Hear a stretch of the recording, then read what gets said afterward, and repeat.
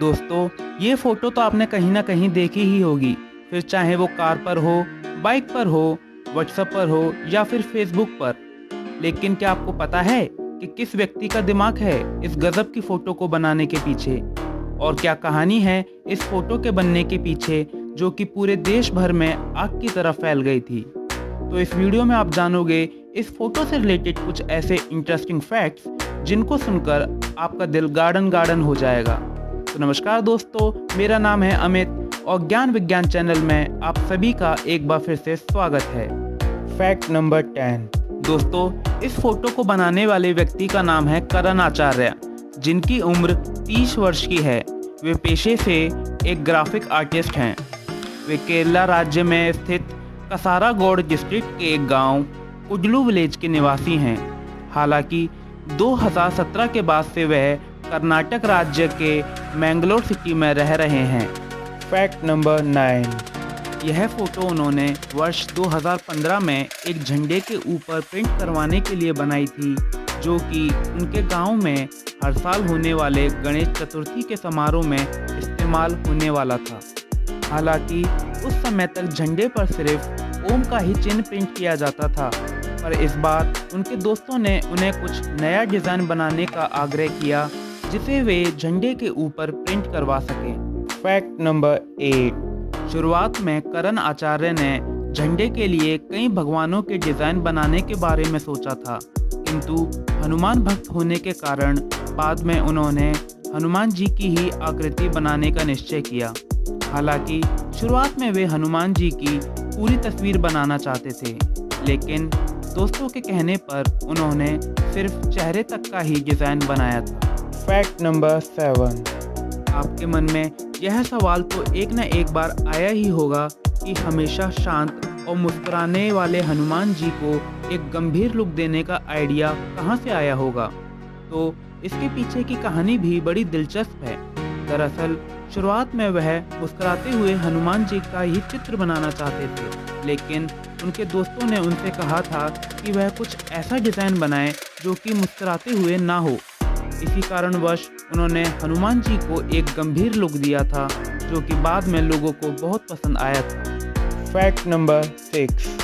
क्योंकि अब गणेश चतुर्थी का समारोह बहुत जल्द आने ही वाला था, इसलिए उनके दोस्तों ने इस डिज़ाइन को जल्द से जल्द पूरा करने को कहा था। अब क्योंकि उनके दोस्तों को यह फ़ोटो बहुत जल्दी में चाहिए थी, इसलिए उन्होंने यह फ़ोटो अपने दोस्तों को व्हाट्सएप पर ही भेज दी थी, जो कि फिर बाद में लीक हो गई थी और व्हाट्सएप पर वायरल हो गई थी। Fact number 5। हनुमान जी के इस गंभीर अवतार को तो लोग इंटरनेट पर बहुत सराह रहे थे और अपनी प्रोफाइल पिक्चर में भी इसका इस्तेमाल कर रहे थे, लेकिन करण आचार्य के गांव वाले ही वो पहले लोग थे जिन्होंने एटीट्यूड हनुमान के इस पोस्टर को स्टिकर के रूप में अपनी कार, बाइक्स और ऑटो रिक्शा में लगाना शुरू किया था। मतलब गाड़ियों पे स्टिकर वाला ये ट्रेंड यहीं से शुरू हुआ था। Fact number 4। फोटो के इतना वायरल हो जाने के बाद भी ज़्यादातर लोग करण आचार्य का नाम नहीं जानते थे। हालांकि कुछ लोग थे जो उन्हें हनुमान जी का आर्टिस्ट के नाम से जानने लगे थे।